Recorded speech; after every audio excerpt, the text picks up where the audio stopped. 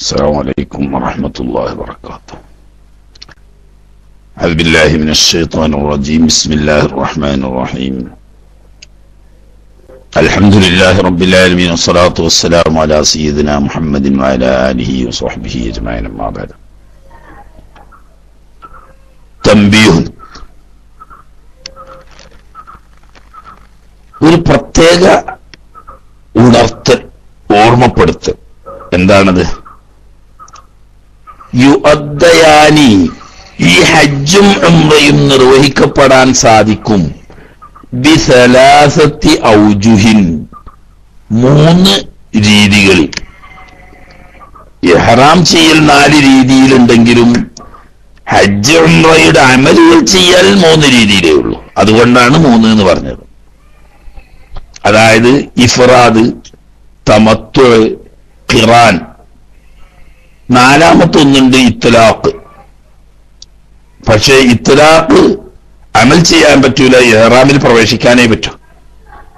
ഹജ്ജ് എന്നോ ഉംറ എന്നോ പ്രത്യേകം നിർണയിക്കാതെ നുസുക്കിൽ പ്രവേശിക്കുന്നു എന്ന നിയ്യത്തോടുകൂടി ഇഹ്റാം ചെയ്യുന്നതാണ് ഇത്ലാഖ്. പക്ഷേ അതിന്റെ അമലിൽ പ്രവേശിക്കുന്നതിന് മുമ്പ് ഹജ്ജ് മാത്രമാണോ അതല്ല ഉംറ മാത്രമാണോ രണ്ടും കൂടിയാണോ എന്ന് നിർണയിച്ചെങ്കിലേ അത് ചെയ്യാൻ പാടുള്ളൂ.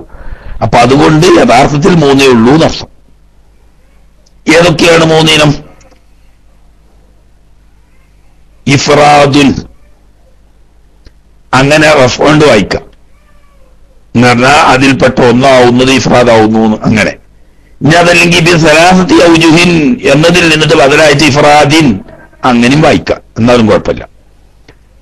അപ്പോ ഇഫ്റാദിന്റെ രീതിയിൽ ചെയ്യാം, അതാണ് ഒരു രീതി. അതെങ്ങനെ? ഇഫ്റാദിന്റെ രീതി പല രീതിയുണ്ട്. അതിൽ ഏറ്റവും അഫ്ളലായ രൂപം മാത്രമേ ഇവിടെ പറയുന്നുള്ളൂ. കൂടുതൽ വിശദീകരണമൊക്കെ മറ്റു കിതാബുകളിലാണ്. അതിന്റെ രൂപം എങ്ങനെയെന്ന് വെച്ചാൽ ഹജ്ജിൽ മാത്രം നിർവഹിക്കുക എന്ന് പറഞ്ഞാൽ ഹജ്ജിന്റെ മാസത്തിൽ ഹജ്ജിന് മാത്രം ഇഹ്റാം ചെയ്തുകൊണ്ട് ഹജ്ജ് നിർവഹിക്കുക. എന്നിട്ടോ സുമ്മഅ്തമിറ, ആ കൊല്ലം തന്നെ പിന്നെ ഉംറയും നിർവഹിക്കുക. ഇതാണ് ഏറ്റവും അഫ്ളലായ ഇഫ്റാദ്. റമളാനിന്റെ മുമ്പ് ആ കൊല്ലത്തിൽ തന്നെ ഉംറ ചെയ്തു, പിന്നെ റമളാനിന്റെ ശേഷം ഹജ്ജിന് മാത്രം ഇഹ്റാം ചെയ്ത് ഹജ്ജ് നിർവഹിച്ചു. അതും ഇഫ്റാദ് തന്നെയാണ്. ഇനി അതല്ലെങ്കിൽ ഒരു കൊല്ലത്തിൽ ഹജ്ജ് മാത്രമേ നിർവഹിച്ചുള്ളൂ, അതിന് മുമ്പോ അതിന് ശേഷമോ അക്കൊല്ലം ഉംറ നിർവഹിച്ചില്ല, അതും ഇഫ്റാദ് തന്നെ. അപ്പൊ ഇഫ്റാദിന്റെ 3 രീതി ഇപ്പൊ നമ്മൾ പറഞ്ഞു. ഒന്നിരിക്കൽ ആദ്യം ഉംറ ചെയ്തു റമദാൻ മാസത്തിലോ അതിന്റെ മുമ്പോ, പിന്നെ ഹജ്ജ് മാസം പറഞ്ഞതിന് ശേഷം ഹജ്ജ് മാത്രം ചെയ്തു, റമദാന്റെ ശേഷം ഉംറ നിർവഹിച്ചിട്ടില്ല, ഹജ്ജിന്റെ ശേഷവും നിർവഹിച്ചിട്ടില്ല. അതൊരു ഇഫ്റാദാണ്. പക്ഷെ അത് ഏറ്റവും അഫ്ളലാണെന്ന് പറയാൻ കഴിയില്ല. കാരണം ശ്രേഷ്ഠമായ ഹജ്ജിൻ ആദ്യം ചെയ്യുക, പിന്നെ അതിന്റെ തൊട്ട് താഴെയുള്ള ഉംറ ചെയ്യുക എന്ന് പറഞ്ഞ ക്രമം അവിടെ ഇല്ല. ആദ്യം ഉംറ ചെയ്തു പിന്നെ ഹജ്ജ് ചെയ്തു എന്നുള്ളതാണ് പ്രശ്നം. അത് ഇഫ്റാദ് തന്നെയാണ്. മറ്റൊരു രീതി, ഒരു കൊല്ലം ഹജ്ജ് മാത്രം ചെയ്തു, അക്കൊല്ലം ഉംറ ഇല്ല, പിറ്റത്തെ കൊല്ലം ഹജ്ജ് ഉംറ ചെയ്യാം. ഈ ഇഫ്റാദ്, അതും ഇഫ്റാദ് തന്നെയാണ്. പക്ഷെ അതും ഏറ്റവും അഫ്ളലാണെന്ന് പറഞ്ഞുകൂടാ. ഏറ്റവും അഫ്ളല് ഹജ്ജിന്റെ മാസത്തിൽ ആദ്യമായി ഹജ്ജ് നിർവഹിക്കുക, ഹജ്ജ് നിർവഹിച്ചു കഴിഞ്ഞതിന് ശേഷം ആ വർഷത്തിൽ എന്ന് പറയുമ്പോൾ അബ്ദുൽ ഹജ്ജ് മാസം കഴിയുന്നതിന് മുമ്പ് ഉംറ നിർവഹിക്കുക. ഇതാണ് ഏറ്റവും അഫ്ളലായ ഇഫ്റാദ്.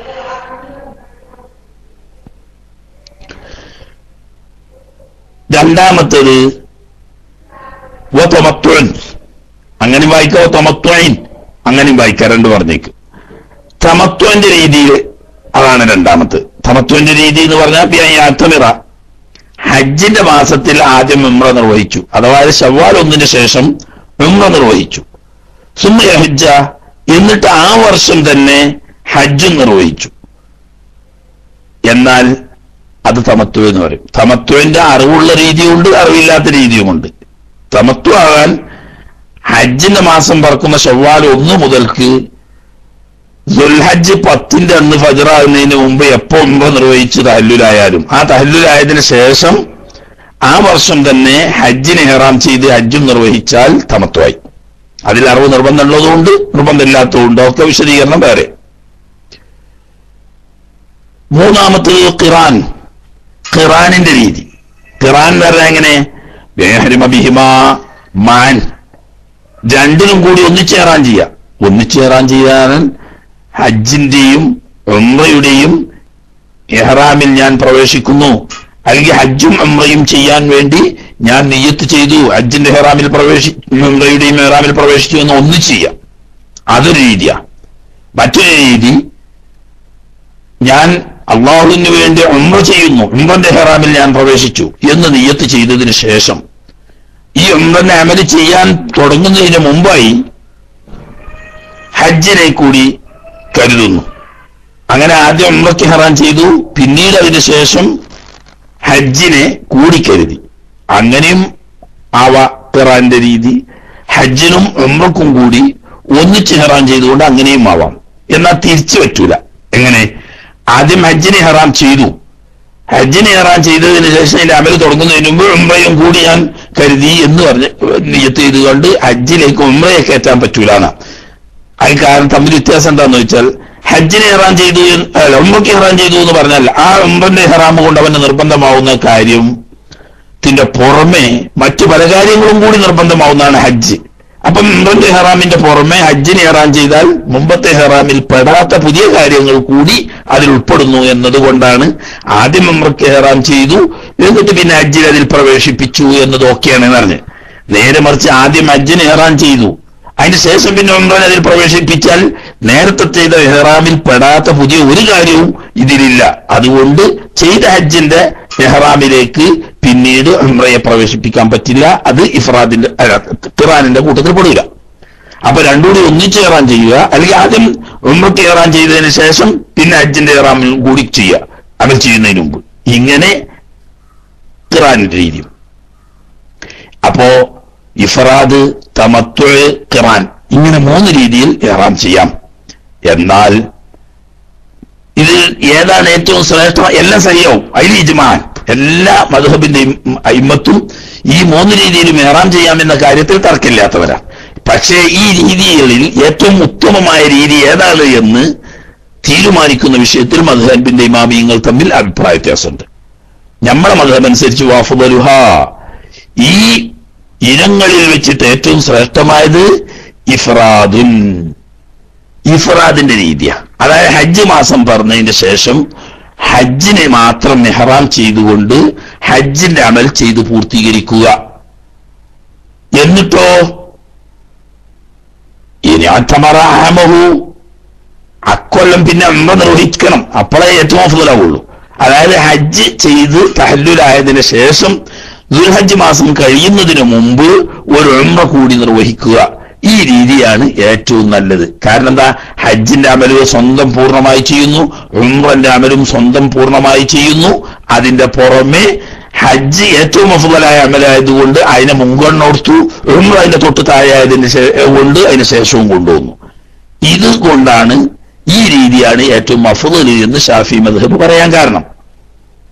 അവർക്ക് മദ്ഹബിന്റെ വ്യത്യാസം ഉണ്ട്, അതിലേക്കൊന്നും ഇപ്പൊ കിടക്കുന്നില്ല.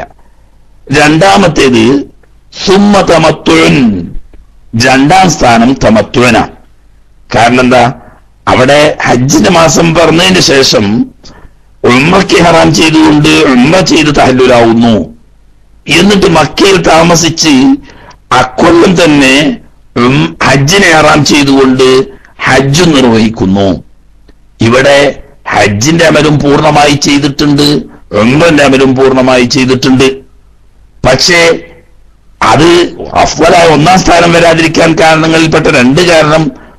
ഒന്ന്, ഏറ്റവും അഫ്ളലായ ഹജ്ജിന് 2ാമത് ചെയ്യുകയും ശ്രേഷ്ഠതയിൽ അത്ര തന്നെ ഇല്ലാത്ത ഉംറക്ക് മുൻഗണന കൊടുക്കുകയും ചെയ്തു എന്ന് പറയുന്ന സ്വാഭാവിക ക്രമത്തിൽ മാറ്റം വന്നു എന്നതാണ് ഏറ്റവും അഫ്ളലായ രീതിയല്ല എന്ന് പറയാൻ കാരണം.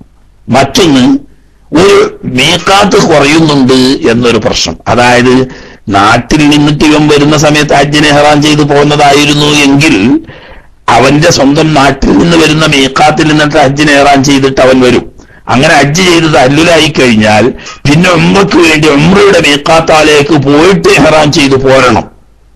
അപ്പൊ ഹജ്ജിനൊരു മീഖാത്തും ഉംറയ്ക്കൊരു മീഖാത്തും സെപ്പറേറ്റ് കിട്ടും. അതേ സമയത്ത് തമത്തുവിന്റെ അവിടെ സ്വന്തം നാട്ടിൽ നിന്ന് വരുന്ന മീഖാത്തിൽ നിന്ന് ഉംറക്ക് കയറാൻ ചെയ്ത് തഹല്ലുലായി പിന്നെ മക്കത്ത് താമസിക്കുകയെന്ന്, എന്നിട്ട് മക്കത്ത് നിന്ന് കയറാൻ ചെയ്തിട്ട് പോവുകയാണ് ചെയ്യുന്നത്. അപ്പൊ അവന് മീഖാത്ത് സ്വാഭാവികമായും കുറയുന്നു. ഈ രണ്ട് കാരണങ്ങൾ, ഒരു മീഖാത്ത് കുറയുന്നു എന്ന ഒരു കാരണവും മറ്റൊന്ന് ഏറ്റവും ഉത്തമമായ ഹജ്ജ് രണ്ടാമത്തെ സ്ഥാനത്ത് കൊണ്ടുവരികയും അതിന് തൊട്ട് താഴെയുള്ള ഉംറനെ ഒന്നാം സ്ഥാനത്ത് വെക്കുകയും ചെയ്തു എന്ന് പറഞ്ഞ ഒരു തർത്തീബ് വ്യത്യാസവും വരുന്ന രണ്ട് കാരണങ്ങളെ കൊണ്ടാണ് ഈ തമത്വന്റെ രീതിയാണ് രണ്ടാമത്തേത് എന്ന് പറയുന്നത്.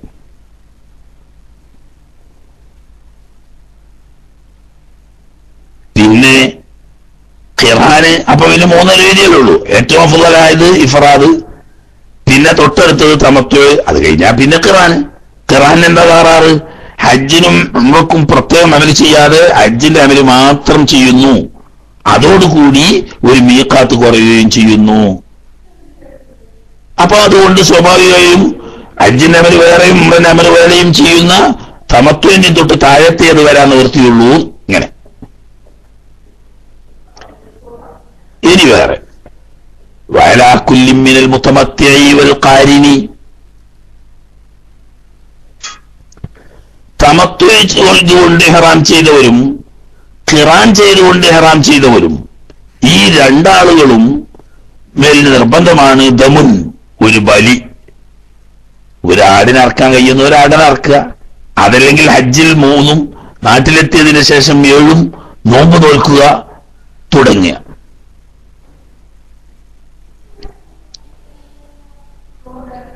എപ്പോ ഇല്ലം യകുൻ മിൻ ഹാദിരിൽ മസ്ജിദിൽ ഹറാം. അപ്പൊ എന്താ പറഞ്ഞു? വഅലാ കുല്ലി മിനൽ മുതമത്തിഇ വൽ ഖാരിനി ദമുൻ, തമത്വന്റെ രീതിയിൽ ഹജ്ജും ഉംറയും നിർവഹിച്ചവർക്കും ഖിറാനായിക്കൊണ്ട് ഹജ്ജും ഉംറയും നിർവഹിച്ചവർക്കും നിർബന്ധമാണ് ദമുൻ, ബലിയൊടുക്കൽ.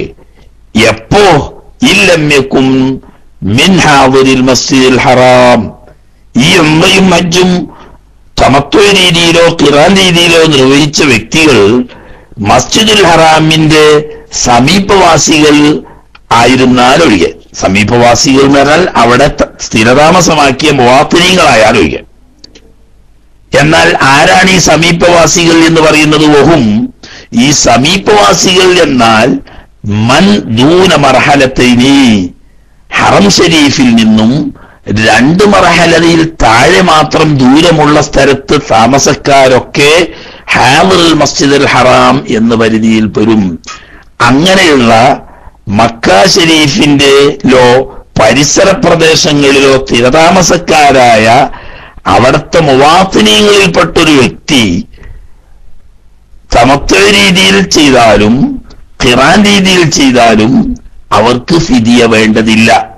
അല്ലാത്തവര് എന്ന് പറഞ്ഞാൽ ദൂരദിക്കുകളിൽ നിന്ന് വരുന്നവരോ അതല്ലെങ്കിൽ മക്ക ഷരീഫിന്റെ പരിസര പ്രദേശങ്ങളിലൊക്കെ താൽക്കാലികമായി ജോലി ആവശ്യത്തിനോ മറ്റോ ഒക്കെ താമസിക്കുന്ന മുഖീമീങ്ങളോ ആണെങ്കിൽ അവർ തമത്വ രീതിയിൽ ചെയ്താലും ഖിറാൻ രീതിയിൽ ചെയ്താലും ബലി നിർബന്ധമാണ്. എപ്പോ? അതിനൊക്കെ വേറെ ഷർത്തുകളുണ്ട്. ഉംറ ചെയ്ത അതേ കൊല്ലം തന്നെ ഹജ്ജ് ചെയ്യുക. ഉംറയ്ക്ക് ഇഹ്റാം ചെയ്തു എന്ന് തഹല്ലുലായതിനു ശേഷം ഹജ്ജിന്റെ മീഖാത്ത്, ആഫാഖിയുടെ മീഖാത്തുകളിൽപ്പെട്ട മീഖാത്തിലേക്ക് തിരിച്ചുപോയി ഹജ്ജിനെ ഇഹ്റാം ചെയ്ത് വരാതിരിക്കുക. ഹജ്ജ് ചെയ്ത അതേ വർഷത്തിൽ തന്നെ ഉംറ ചെയ്ത അതേ വർഷം തന്നെ ഹജ്ജ് നിർവഹിക്കുക. ഈ ഉംറ റമദാനിന്റെ ശേഷമാവുകയും എന്നിട്ട് ആ വർഷം തന്നെ ഹജ്ജ് ചെയ്യുകയും ചെയ്യുക. ഹജ്ജിന് ഇഹ്റാം ചെയ്ത വേണ്ടിയിട്ട് ഉംറയ്ക്ക് ഇഹ്റാം ചെയ്ത ആഫാഖിയുടെ മീഖാത്തിലേക്ക് തിരിച്ചു പോകാതിരിക്കുക തുടങ്ങിയ 3 ഷർത്തുകൾ ഒത്തെങ്കിൽ മാത്രമേ അറവ് നിർബന്ധമാവൂ. ഇല്ലെങ്കിൽ അറവ് നിർബന്ധമാകുന്നില്ല. അതായത് ഹജ്ജ് ചെയ്ത മാസം റമദാന്റെ ശേഷം ഉംറ ചെയ്തു, പക്ഷെ അക്കൊല്ലം ഹജ്ജ് ചെയ്തില്ല, എന്നാൽ അവിടെ ഫിദിയ വേണ്ട. അല്ലെങ്കിൽ ഈ ശവ്വാലിന്റെ മുമ്പ് ഉംറ ചെയ്തു എന്നിട്ട് ആ കൊല്ലം ഹജ്ജിന്റെ മാസത്തിൽ ഉംറ ചെയ്തു, എന്നാലും വേണ്ട.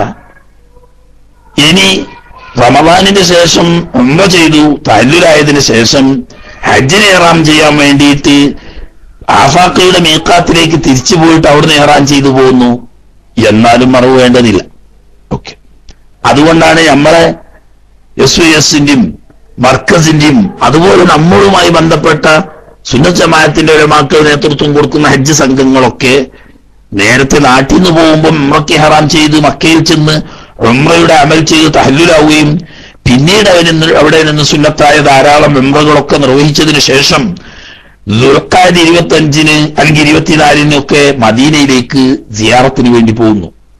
അങ്ങനെ മദീനയിൽ താമസിച്ച് ദുൽഹജ്ജ് 4 5 ഒക്കെ ഹജ്ജിന് ഇഹ്റാം ചെയ്തുകൊണ്ട് ദുൽഹുലൈഫയിൽ വെച്ചിട്ട് ഇഹ്റാം ചെയ്ത് മക്കയിൽ വരുന്നു. ഇത് തമത്വന്റെ രീതി തന്നെയാണ്. പക്ഷെ അവിടെ അറവ് നിർബന്ധമില്ല. കാരണം നാട്ടിലെ മീഖാത്തിൽ നിന്നിട്ട് ഉംറയ്ക്ക് ഇഹ്റാം ചെയ്ത് വന്ന വ്യക്തി ഹജ്ജിന് ഇഹ്റാം ചെയ്ത് ചെയ്യാൻ വേണ്ടിയിട്ട് അതുപോലെ ആഫാഖിയാവുന്ന ദൂരദിക്കിൽ നിന്ന് വരുന്നവർ ഇഹ്റാം ചെയ്യേണ്ട ഏറ്റവും ദൂരത്തുള്ള മീഖാത്താവുന്ന ദുൽഹുലൈഫയിൽ പോയിട്ടാണ് ഹജ്ജിന് ഇഹ്റാം ചെയ്ത് വരുന്നത്. അപ്പൊ അവിടെ ഫിദിയ നിർബന്ധമില്ല.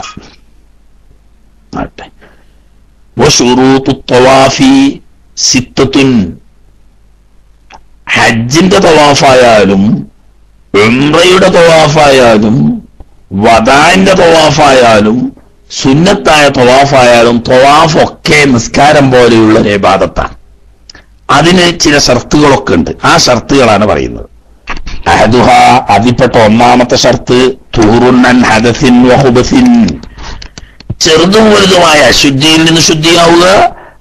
ശരീരം, വസ്ത്രം, ഇവൻ ചവിട്ടുന്ന, ഇവൻ സ്പർശിക്കുന്ന സ്ഥലം എന്നിവ നജസിൽ നിന്ന് ശുദ്ധിയായിരിക്കുക. നിസ്കാരം പോലെ തന്നെ ശരി, നിസ്കാരത്തിൽ അങ്ങനെയാണ്. ചെറുതും വലുതുമായ ശുദ്ധി നിന്ന് ശുദ്ധിയാണ്. അഫു ചെയ്യപ്പെടാത്ത നജസിനെ തൊട്ടിട്ട് ദേഹം, വസ്ത്രം, സ്ഥലം എന്നിവ ശുദ്ധിയാണോ? അതേ ഷർത്ത് ഇവിടെയുണ്ട്. അതൊന്നും പിന്നെ വിശദീകരണം ആവശ്യമില്ലാത്തത് കൊണ്ട് ചുരുക്കി പറയാൻ. വസാനിഹ, അപ്പോ വുളു ഇല്ലാതെ തവാഫ് ചെയ്താലും ശരിയാവില്ല, വലിയ ശുദ്ധിയോട് കൂടി തവാഫ് ചെയ്താലും ശരിയാവില്ല, അഫു ചെയ്യപ്പെടാത്ത രക്തത്തോടു കൂടി തവാഫ് ചെയ്താലും ശരിയാവില്ല. വസാനിഹ, രണ്ടാമത്തെ ഷർത്ത് സത്രുൽ ഔറത്തി ഖാദിരി, ഔറത്ത് മറക്കാൻ കഴിവുള്ള ആളുകൾ ഔറത്ത് മറക്കുക. നിസ്കാരത്തിൽ ഔറത്ത് മറക്കുന്നത് പോലെ തന്നെ ഔറത്ത് മറക്കുക.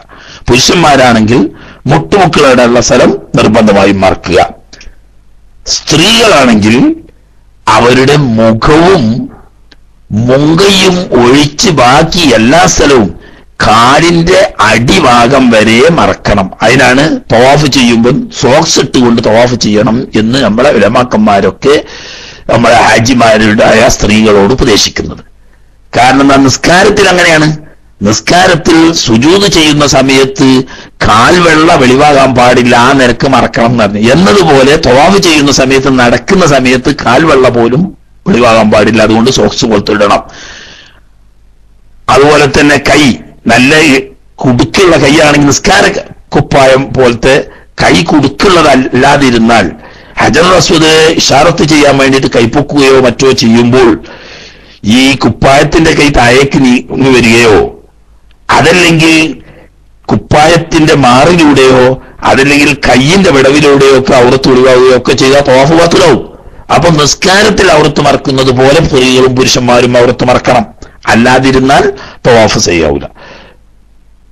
ഫലൂസാല, ഈ രണ്ടാലൊന്ന് നീങ്ങിപ്പോയാൽ, അതായത് അശുദ്ധി നീങ്ങി, നല്ല ശുദ്ധി നീങ്ങി, ചെറിയ ശുദ്ധി നീങ്ങി വുളു മുറിഞ്ഞു, അല്ലെങ്കിൽ വലിയ ശുദ്ധി നീങ്ങി ഹൈവോ നിഫാസോ തുടങ്ങിയ ജനാബത്തോ പോലത്തതുണ്ടായി, അതല്ലെങ്കിൽ നജസ് ശരീരത്തിലോ വസ്ത്രത്തിലോ ഈ തവാഫ് ചെയ്യുന്ന സ്ഥലത്തോ ആയി.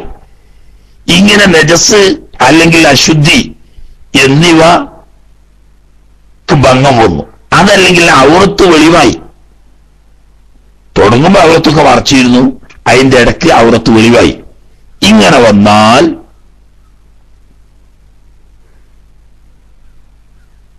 ജുദ്ദില, ആ തവാഫ് ചെയ്യുന്ന ജദ്ദത, അവൻ അതിനെ മടക്കണം, പുതുക്കണം എന്നർത്ഥം. അതായത് വുളു മുറിഞ്ഞാൽ രണ്ടാമത് വുളു എടുക്കണം, വലിയ ശുദ്ധി ഉണ്ടായാൽ കുളിക്കണം, നജസ്സായാൽ ആ നജസ്സിൽ നിന്നിട്ട് ശുദ്ധിയാക്കണം, ഔറത്ത് ഒഴിവായാൽ ആ ഔറത്ത് മറക്കണം, തുടങ്ങിയ കാര്യങ്ങൾ ചെയ്യാം.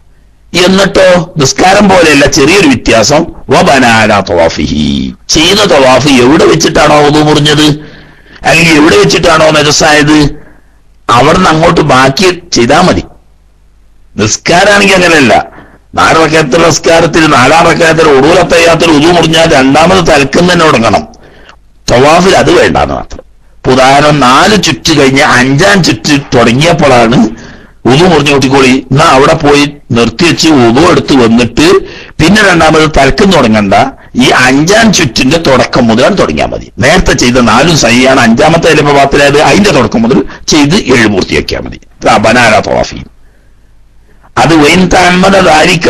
ഈ അശുദ്ധി ഉണ്ടായത് അല്ലെങ്കിൽ നജസ്സായത് അല്ലെങ്കിൽ ഔറത്തൊഴിവായത് പോലത്തെ കാര്യങ്ങൾ ഉണ്ടായത് മനഃപൂർവ്വമായാലും മറന്നായാലും രണ്ടായാലും രണ്ടാമത് തലക്കുന്നത് ചെയ്യണമെന്ന് നിർബന്ധമില്ല. എവിടെ എത്തിയത് അവിടുന്ന് അങ്ങോട്ട് പൂർത്തിയാക്കിയാൽ മതി. പക്ഷേ ഉലമാവിന് ഖിലാഫുള്ളത് കൊണ്ട് തലക്കുന്ന തന്നെ ചെയ്യൽ സുന്നത്തുണ്ട്. അതുപോലെ തന്നെ തോലൽ ഫസ്ലു ഇടവേള വേണ്ടാലും ശരി എന്ന് പറഞ്ഞാല് ഇപ്പൊ ഉദാഹരണം പറയാ, രാവിലെ സുബഹിസ്കരിച്ച് കണ്ട് തവാഫ് ചെയ്യുന്ന സമയത്താണ് ഇടയ്ക്ക് ഉളു മുറിഞ്ഞു പോയത്. അപ്പൊ ഒരു 5 ചുറ്റ് പൂർത്തിയായിരുന്നു. ഇനി സംഗതി 2 ചുറ്റുകൂടിയും ചുറ്റിയാൽ ആ തവാഫ് പൂർത്തിയാവും. പക്ഷെ 6-ാമത്തെ തുടങ്ങിയപ്പോ എന്തായി, ഉളു മുറിഞ്ഞുപോയി. എന്നാൽ അപ്പൊ തന്നെ പോയിട്ട് ഉളു എടുത്ത് വന്നിട്ട് ബാക്കി 2 കൂടി ചുറ്റി പൂർത്തിയാക്കുകയും ചെയ്യുക. അതല്ലെങ്കിൽ അവൻ പോയി ളുഹ്റിസ്കരിച്ചതിന് ശേഷം, ളുഹ്റിന് ഉളു എടുത്തില്ലല്ലോ, ളുഹ്റിസ്കരിച്ചതിന് ശേഷം ബാക്കി 2 വട്ടം ചെയ്ത് തീർത്ത് എന്നാലും വിരോധമില്ല. അപ്പൊ മുവാലാത്ത് പോയും ആദ്യത്തെ 5 ചുറ്റ് തവാഫ് ചെയ്തതിന് ശേഷം പിന്നെ മണിക്കൂറുകൾ കഴിഞ്ഞിട്ട് ആ ബാക്കി 2 ചുറ്റ് ചെയ്യുന്നത് അതിന് കുഴപ്പമില്ല. അതുപോലെ തന്നെ ഈ ഉളു മുറിഞ്ഞത് മനഃപൂർവ്വം എന്ന് പറഞ്ഞാൽ മൂത്രമൊഴിക്കാൻ മുട്ടുണ്ട്. അപ്പൊ പിന്നെ എന്ത് കരുതി, അവിടെ നിൽക്കട്ടെ, മൂത്രമൊഴിച്ചില്ല എന്നല്ല, അല്ലെങ്കിൽ മറക്കിരിക്കാൻ മുട്ടുണ്ട്, അവിടെ വെച്ചിട്ട് നിർത്തി മറക്കിരിക്കാൻ പോയി, അപ്പൊ മനഃപൂർവ്വമാണ്. എന്നാലും ഇങ്ങനെ തന്നെ അല്ലാതെ മുറിഞ്ഞു പോയതാണ്, അല്ലെങ്കിൽ അവിടുത്തെ ഒഴിവായി പോയതാണ്, എന്നാലും കണക്ക് തന്നെ. അപ്പൊ മനഃപൂർവ്വമാണെങ്കിലും അല്ലെങ്കിലും ഉടനെയാണ് ഇത് പരിഹരിച്ചതെങ്കിലും അല്ലെങ്കിലും കുഴപ്പമില്ല.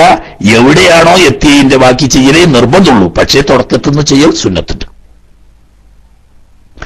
3-ാമത്തെ ഷർത്ത്, തവാഫിന്റെ ഷർത്തുകളിൽപ്പെട്ട 3-ാമത്തെ ഷർത്ത് നിയ്യത്തുഹു, തവാഫിനെ കരുതുക. ഞാൻ തവാഫ് ചെയ്യുന്നു, ഇത് ഫർളായ തവാഫാണെങ്കിൽ ഫർളായ തവാഫ് ചെയ്യുന്നു എന്ന് കരുതുക. പക്ഷെ അതെപ്പോഴേ ഉള്ളൂ, എല്ലാ തവാഫിനും നിയ്യത്ത് ഷർത്തില്ല. ഇനിസ്തഖല്ല, അതൊരു തനിച്ച തവാഫാണെങ്കിൽ എന്താണ്, സ്വതന്ത്രമായ തവാഫാണെങ്കിൽ, അതായത് ഹജ്ജിന്റെ തവാഫുകളിൽപ്പെട്ട ഖുദൂമിന്റെ തവാഫ്, ഇഫാദന്റെ തവാഫ്, അത് കഴിഞ്ഞിട്ടുള്ള വദാഇന്റെ തവാഫ് പോലത്തതല്ല. മറിച്ചൊരു സുന്നത്തായ തവാഫ് ചെയ്യാൻ ഉദ്ദേശിക്കുന്ന ഒരാള്, എന്നാൽ അവിടെ നിയ്യത്ത് വേണം, പ്രത്യേകിച്ച് വേണം. കാരണം എന്താ, ഹജ്ജിന് ഇഹ്റാം ചെയ്യുന്നു എന്ന് നിയ്യത്ത് ചെയ്യുന്ന കൂട്ടത്തിൽ ഹജ്ജിന്റെ ഖുദൂമിന്റെ തവാഫും പെട്ട് ഇഫാദന്റെ തവാഫും പെട്ട്, ഉംറയ്ക്ക് ഇഹ്റാം ചെയ്യുന്നു എന്ന് നിയ്യത്ത് ചെയ്യുന്നതിൽ ഉംറന്റെ ഫർളായ തവാഫും പെട്ട്. ഇനി അവിടെ പ്രത്യേകം നിയ്യത്ത് ചെയ്യൽ സുന്നത്തേ ഉള്ളൂ. ഏതുപോലെ വെച്ചാൽ നമ്മൾ നിസ്കരിക്കുമ്പോ ളുഹ്ർ എന്ന ഫർള് നിസ്കാരം ഞാൻ നിർവഹിക്കുന്നു എന്ന് നിയ്യത്ത് ചെയ്തു, എന്നാൽ അതിൽ റുക്കുവും പെട്ട് ഖിയാമും പെട്ട് സുജൂദും പെട്ട് തയ്യാത്തും പെട്ട് ഒക്കെ പെട്ടല്ലോ.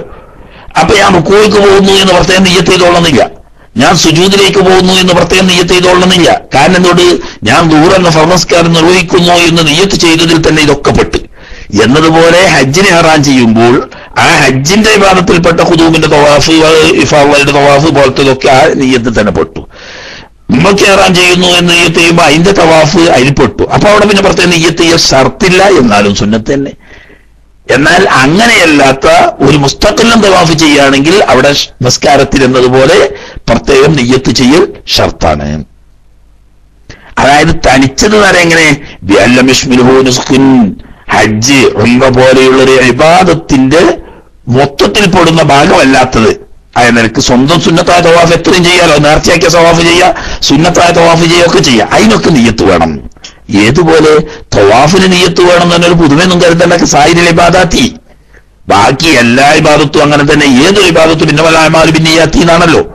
അപ്പോൾ തവാഫ് എന്ന് പറയുന്ന ഇബാദത്ത് ഒരുത്തം ചെയ്യാൻ ഉദ്ദേശിച്ചാൽ അത് സുന്നത്തായ തവാഫായാലും വേണ്ടിയില്ല, നേർച്ചയാക്കിയിട്ടോ മറ്റോ ഫർളായ തവാഫായാലും വേണ്ടിയില്ല, ആ തവാഫ് തുടങ്ങാവുന്ന സമയത്ത് നിയ്യത്ത് ചെയ്യൽ നിർബന്ധമാണ്. അപ്പൊ ഇല്ല, ഇനി അങ്ങനെയല്ലെങ്കിൽ എങ്ങനെയല്ലെങ്കിൽ മുസ്തഖിലല്ല, മറിച്ച് ഹജ്ജിന്റെ ഭാഗമായ തവാഫാണ്, അല്ലെങ്കിൽ ഉംറയുടെ ഭാഗമായ തവാഫാണെങ്കിലോ ഫഹിയ സുന്നത്തുൻ, അപ്പൊ നിയ്യത്ത് സുന്നത്തേ ഉള്ളൂ. എന്താ കാരണം, തുടക്കത്തിൽ ഹജ്ജിനെ ഇഹ്റാം ചെയ്യുക, ഉംറയ്ക്ക് ഇഹ്റാം ചെയ്യുക, ആദ്യം തന്നെ ഇത് പെടുന്നുണ്ട്, തവാഫ് കൂടി പെടുന്നുണ്ട്.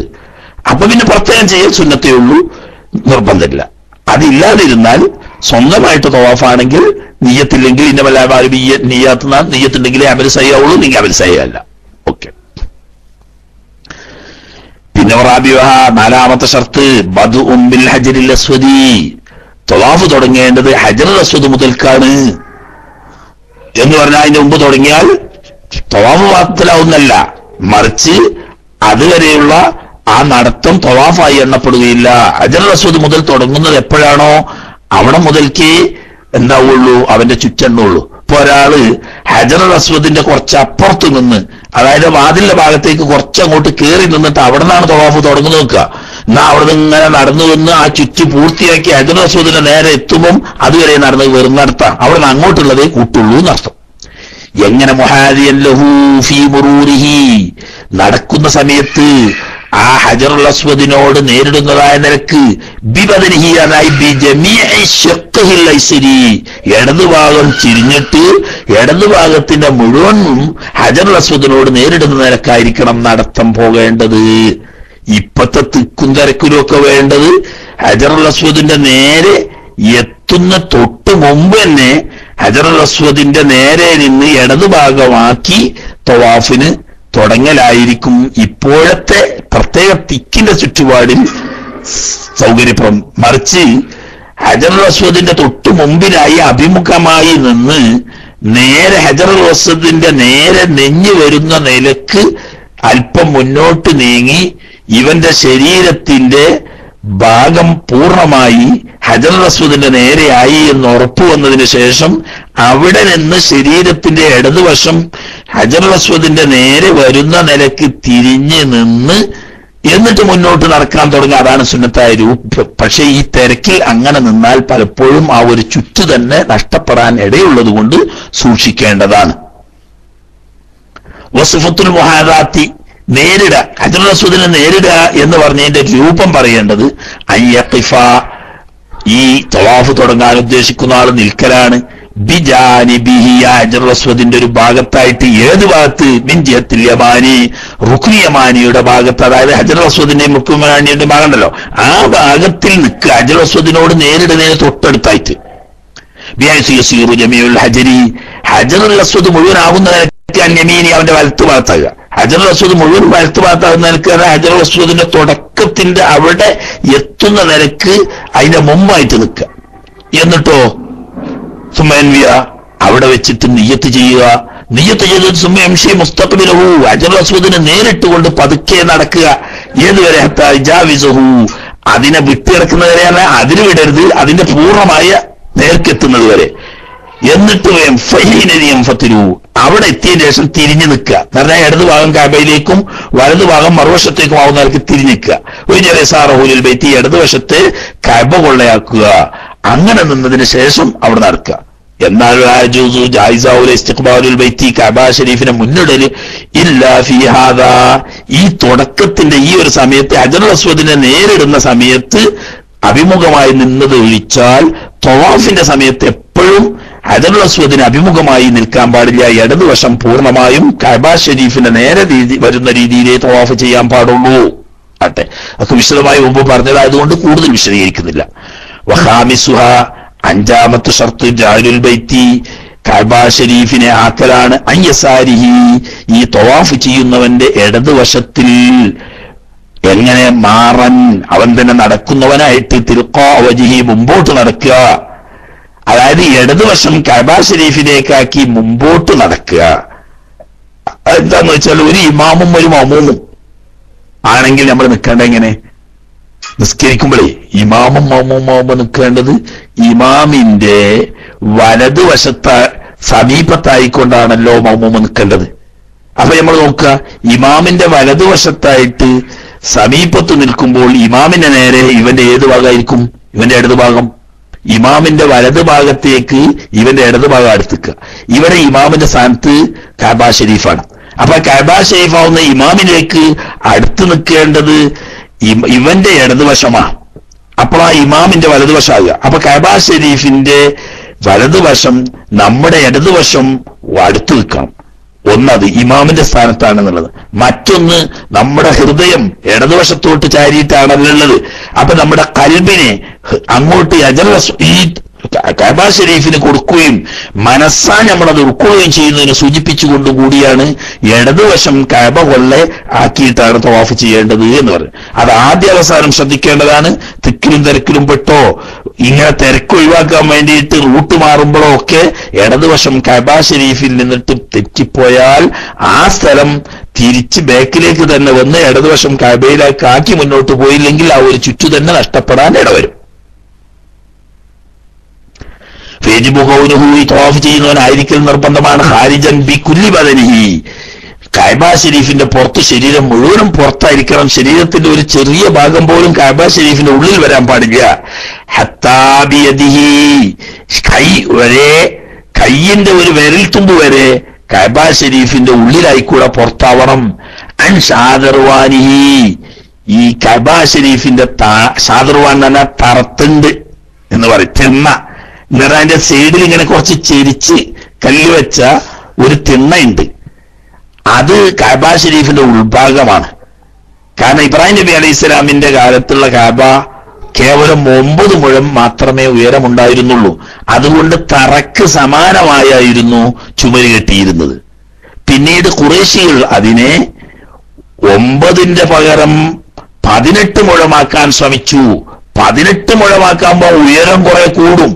അപ്പൊ കെട്ടിടത്തിന്റെ ഉറപ്പ് ലക്ഷ്യം വെച്ചുകൊണ്ട് അല്പം ഉള്ളിലേക്ക് വലിച്ചു കെട്ടി. അപ്പൊ തറയുടെ കുറച്ചു ഭാഗം പുറത്തു വന്നു. വിവരമില്ലാത്ത ചില ആളുകൾ അതിന്റെ മുകളിലൂടെ നടന്നു തവാഫ് ചെയ്യുന്നത് കണ്ടപ്പോൾ അത് ഒഴിവാക്കാൻ വേണ്ടി പിൽക്കാലത്ത് വന്ന അമീറന്മാരിൽപ്പെട്ട ഭരണാധികാരികൾ ഉലമാക്കന്മാരുടെ നിർദ്ദേശപ്രകാരമാണ് അതിങ്ങനെ ചെരിച്ചാക്കി അതിമ കൂടെ നടക്കാൻ വേണ്ടിയിട്ട്. അപ്പൊ നമ്മൾ അടുത്തുകൂടെ നടക്കുമ്പോൾ കൈ വീശുമ്പം ഈ ഷാദർവാന്റെ അന്തരീക്ഷത്തിലൂടെ നമ്മുടെ കൈ പോയാൽ കഅബ ഷരീഫിന്റെ ഉള്ളിലായി പോവും. ആ ശരീരത്തിന്റെ കുറച്ചു ഭാഗം അപ്പൊ തവാഫ് സയ്യാകാതെ വരും. അതുപോലെ തന്നെ ഹിജ്രിഹി, ഹിജ്ർ ഇസ്മായിലിനെ തൊട്ടും പുറത്തായിരിക്കണം. അതിപ്പോ പല ആളുകളും കൽപ്പിച്ചു കൂട്ടി തെറ്റുവരുത്തുകയാണ്. ഹിജ്റുൽ ഇസ്മായിൽ എന്ന് പറഞ്ഞാൽ ആ വളച്ചു കെട്ടിയ പിന്നിലുള്ള സ്ഥലം, തെക്ക് ഭാഗത്തുള്ള ആ വളച്ചു കെട്ടിയ സ്ഥലം. അവിടെ ആളുകൾ എന്താക്കും, തെക്ക് ഭാഗത്തല്ല കേട്ടോ, വടക്ക് ഭാഗത്ത് വെച്ചു ചെയ്ത വടക്ക് ഭാഗത്തുള്ള, അതായത് ആ പാത്തിന്റെ ഭാഗത്തുള്ള ഈ അരച്ചുമരി കെട്ടിയ ഭാഗം ഉണ്ടല്ലോ, അതാണ് ഹിജ്ർ ഇസ്മായിൽ എന്ന് പറയുന്നത്. അതിന്റെ ചുമരുമ്മൽ കൂടെ ആൾ ഇങ്ങനെ കൈവച്ച് ഇങ്ങനെ പോകും. അതും പാടില്ല, അതിന്റെയും പുറത്തു കൂടെ തന്നെ വേണം എന്ന്.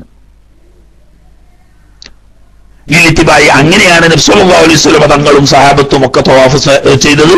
അതുകൊണ്ട് അങ്ങനെ തന്നെ ചെയ്യണം.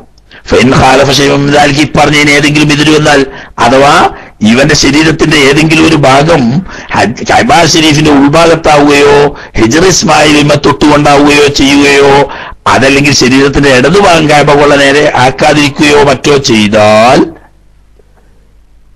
ലം യസഹ തവാഫുഹു, ആ തവാഫ് തന്നെ സഹിയാവുകയില്ല. ഇനി വൈസ്തഖ്ബല ത്വായിഫു, തവാഫ് ചെയ്തുകൊണ്ടിരിക്കുന്ന വ്യക്തി മുന്നിട്ടാൽ ലിനവി ദുആഇന് ഇടക്ക് വെച്ചിട്ട് ദ്വാരക്കാൻ വേണ്ടി തക്ബീറിലേക്ക് മുന്നിട്ട് നിന്നാൽ ഫൽയഹ്തരിസ്, അവൻ സൂക്ഷിച്ചു കൊള്ളണം. അൻ അയ്യമറ മിൻഹു അദ്നാ ജുസിൻ, അവന്റെ ഈ മുന്നിട്ട് നിൽക്കുന്ന ആളുടെ ഈ ഇസ്തിഖ്ബാലിന്റെ രീതിയിൽ നിന്ന് ഒരല്പഭാഗമെങ്കിലും മുന്നോട്ട് നടന്നു പോകുന്നതിന് തൊട്ട് ഖബലഉദിഹി ഇലാ ജാഇൽ ബൈത്തി യസാരിഹി, ഈ ഇസ്തിഖ്ബാൽ ഖിബ്ലക്ക് മുന്നിട്ട് നിൽക്കുന്ന അവസ്ഥയിൽ നിന്നിട്ടും ഇടതുവശം കഅബയിലേക്കാക്കി തെറ്റിക്കുന്നതിന് മുമ്പ് ഒരല്പഭാഗമെങ്കിലും മുന്നോട്ട് വിട്ടുകിടക്കുന്നതിന് തൊട്ട് സൂക്ഷിച്ചു കൊള്ളണം. അങ്ങനെ ചെയ്തു പോയാൽ തിരിച്ചു വന്നുകൊണ്ട് ഇടതുവശം കഅബയിലേക്കാക്കി രണ്ടാമത് അത് നടന്നിട്ടില്ലെങ്കിൽ ആ ഒരു ചുറ്റു തന്നെ എണ്ണപ്പെടാതെ പോവും. ഇനി അതുപോലെ തന്നെ സൂക്ഷിക്കേണ്ട മൻ ഖബ്ബലൽ ഹജറ, തവാഫിന്റെ ഇടയിൽ ഹജറുൽ അസ്വദിനെ ചുംബിക്കുകയാണെങ്കിൽ ആ ചുംബിക്കുന്ന ആൾക്ക് നിർബന്ധമാണ് അയ്യുഖിറ ഖദമൈഹി, അവന്റെ 2 ചെരുപ്പടിക്കാരനെ ഉറപ്പിച്ചു നിർത്തണം. ഫീ മഹല്ലിഹിമ, അത് ചവിട്ടിയ സ്ഥലത്തിനെ ഉറപ്പിച്ചു നിർത്തണം. ഏതുവരെ? ഹത്താ യഅ്തദില ഖായിമ, ചുംബിക്കൽ കഴിഞ്ഞിട്ട് ചൊവ്വായി നേർന്ന് നിൽക്കുന്നത് വരെ. കാരണം എന്തുകൊണ്ട്? ഹാല തഖ്ബീരി, ഹജറുൽ അസ്വദ് മുത്തുന്ന സമയത്ത് ഇവന്റെ തലയുള്ളത് ഫീ ജുസ്ഇൻ മിനൽ ബൈത്തി, കഅബ ഷരീഫിന്റെ അല്പം ഉള്ളിലാണ്. അപ്പൊ ശരിക്കും നിവർന്ന് നിൽക്കുന്നത് വരെ ആ നിന്ന കാലടി ഇളകാൻ പാടില്ല. ഇളകിയാൽ ആ ഭാഗത്തേക്ക് പിന്നോട്ട് തന്നെ വന്നിട്ട് ഇടതുഭാഗം കഅബയിലേക്കാക്കി നിന്നതിന് ശേഷമേ മുന്നോട്ട് പോകാൻ പാടുള്ളൂ. സാദിസു, 6ാമത്തെ ഷർത്ത് കൗനുഹു, തവാഫായിരിക്കണം. 7 ചുറ്റായിരിക്കണം. യഖീനൻ, ഉറപ്പായിട്ടും. അഥവാ 7 ആയോ ഇല്ലേ എന്ന് സംശയമായാൽ ആയിട്ടില്ലെന്ന് വെച്ച് 6 ആണെന്ന് കണക്കാക്കി ഒരു ചുറ്റുകൂടി പൂർത്തിയാക്കണം. ഇനി അതവിടെ കഴിഞ്ഞു ഷർത്ത്. ഇനി കൂട്ടത്തിൽ പറയാം, വലൗഫിൽ വഖത്തിൽ മക്റൂഹി, എപ്പോഴും തവാഫ് ചെയ്യാം. അതെന്താ പ്രത്യേകം പറയാൻ കാരണം എന്ന് പറഞ്ഞാൽ ഇതിന്റെ ബാക്കിയല്ല. പ്രത്യേകം പറയാൻ കാരണം എന്ന് പറഞ്ഞാല് തവാഫ് നിസ്കാരം പോലെയാണ്. നിസ്കാരം സാധാരണ കറാഹത്തായ സമയത്ത് പാടില്ലല്ലോ എന്നൊരു ധാരണ ഉണ്ട്. പക്ഷെ അത് മക്കത്തെ ഹറമിൽ ഒഴിവാ. ഏത് സമയത്തും മക്കത്തെ ഹറമിൽ നിസ്കരിക്കാം എന്നതുപോലെ ഏത് സമയത്തും കഅബ ഷരീഫിനെ തവാഫും ചെയ്യാം. അതാ പറഞ്ഞ വലൗഫിൽ വഖത്തിൽ മക്റൂഹി, തവാഫ് ചെയ്യുന്ന വഖത്ത് നിസ്കാരം കറാഹത്താക്കപ്പെടുന്ന സമയങ്ങൾ അഥവാ സുബഹിസ്കരിച്ചതിന് ശേഷം സൂര്യൻ ഉദിച്ച് 7 മുഴം വരുന്നത് വരെയും അസറസ്കരിച്ചതിന് ശേഷം മഗ്രിബാവുന്നത് വരെയും നട്ടുച്ച സമയത്തും ഈ കറാഹത്തിന്റെ സമയത്താണെങ്കിലും കഅബ തവാഫ് ചെയ്യുന്നതിന് യാതൊരു കുഴപ്പവും ഇല്ല. കാരണം എന്താ, അവിടെ നിസ്കാരത്തിനും തവാഫിനും സമയം നോക്കേണ്ടതില്ല, ഏത് സമയത്തും ചെയ്യാം എന്ന് നബി സല്ലല്ലാഹു അലൈഹി വസല്ലം തങ്ങൾ വ്യക്തമായി പറഞ്ഞ ഹദീസിലുണ്ട്. ഓട്ടെ, അതിന്റെ അടുക്കെന്ന് പറഞ്ഞതാ.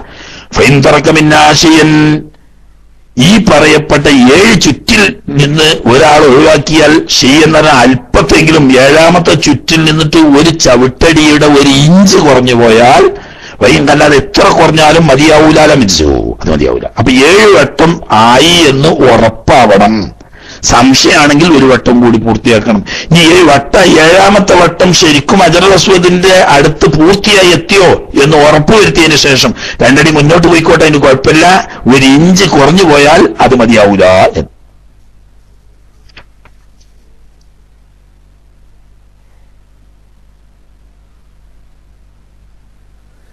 ഇനി തവാഫിൽ ചെയ്യേണ്ട കുറച്ച് സുന്നത്തുകളാണ് പറയുന്നത്. അത് കുറച്ച് തോന്നുന്നുണ്ട്. സുന്നത്തിലേക്ക് പ്രവേശിച്ചാൽ അതിപ്പോൾ തീർക്കാൻ കഴിയും എന്ന് തോന്നുന്നില്ല. എത്തുന്നോർത്ത് എത്തിയാ മതിയല്ലോ അല്ലേ? ഇനി ബാക്കി ഇൻഷാ അല്ലാഹ് നാളെ സമയം കിട്ടുകയാണെങ്കിൽ നാളെയും നമുക്ക് ഇൻഷാ അല്ലാഹ് കുറച്ച് ഓതാം. ഇനി എന്തെങ്കിലുമൊക്കെ അത്യാവശ്യം സംശയമുള്ള ആളുകളുണ്ടെങ്കിൽ അത് ഉദുഹിയത്ത് സംബന്ധിച്ചതായാലും പെരുന്നാളുമായിട്ട് ബന്ധപ്പെട്ടതായാലും ഹജ്ജ് ഉംറയുമായി ബന്ധപ്പെട്ടതായാലും ആവാം. കുറച്ച് സമയം നമുക്ക് ഇൻഷാ അല്ലാഹ് സംശയമായിട്ട് ചോദ്യോത്തരമൊക്കെ ആയിട്ട് പോകാം. അല്ലാഹു സുബ്ഹാനഹു വ തആല നല്ലത് പറയാനും നല്ലത് കേൾക്കാനും നല്ലത് പിൻപറ്റാനും തൗഫീഖ് ചെയ്ത് അനുഗ്രഹിക്കുമാറാകട്ടെ എന്ന് ദുആയോടുകൂടിയും നിങ്ങളൊക്കെ ഖൈറിന് വേണ്ടി ദുആ ചെയ്യണം എന്ന വസിയത്തോടു കൂടിയും ചോദ്യകർത്താക്കൾക്ക് വേണ്ടി മൈക്ക് കൈമാറുന്നു.